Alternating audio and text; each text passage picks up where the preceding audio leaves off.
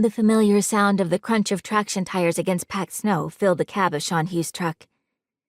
He inhaled the crisp, pine-scented air and the smell of wet dog. Denali, his Siberian husky, panted on the seat next to him. Winter on Mount Hood was their favorite time of year. Boarding, climbing, and snowshoeing. Sean tapped his thumb on the steering wheel.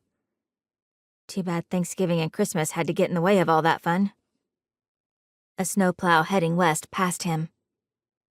No doubt the early morning road crews were working hard to clear the overnight snowfall from Highway 26. Portlanders would be driving up in throngs today to spend Thanksgiving on the slopes, or eat turkey at Timberline Lodge's Cascade dining room. Sean wished he could be one of them.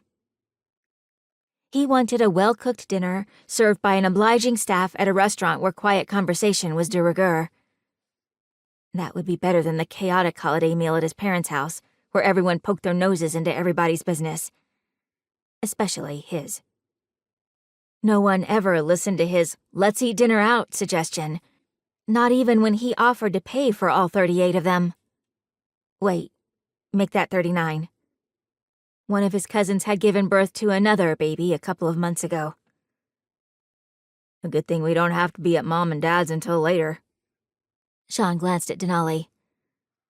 I'd rather spend this bluebird day on the mountain than be stuck inside listening to people tell me what's missing from my life as a wife. Denali nudged his arm with her nose. Sean patted the dog's head. They don't seem to understand you're my number one girl. Nothing against marriage per se, but he didn't have the time to make a relationship work. He had too many other things going on in his life to make any woman a priority. In the past, he'd somehow given women the wrong idea about his commitment level, so now he only dated casually, much to his family's dismay. If they started playing matchmaker again.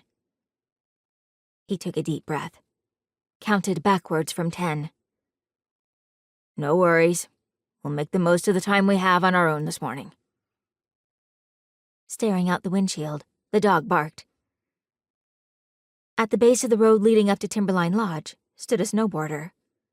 A large, overstuffed backpack sat at his feet along with a board. Around here, no one thought twice about hitchhiking up to the ski area, or giving a skier or snowboarder a lift. It was part of the town's charm. Sean remembered hitching rides up the hill from locals and strangers alike when he'd been a teenager. Back then, he'd worked all summer for his dad to pay for a season pass. He would pack a lunch since he couldn't afford to buy a cup of hot chocolate, let alone food.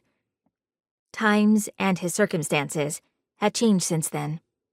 But seeing the kid made Sean remember the joy and freedom of those days.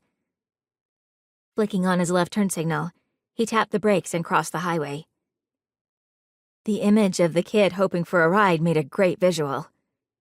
He would mention that to the advertising firm his snowboard manufacturing company used. They were already discussing next season's promo campaign.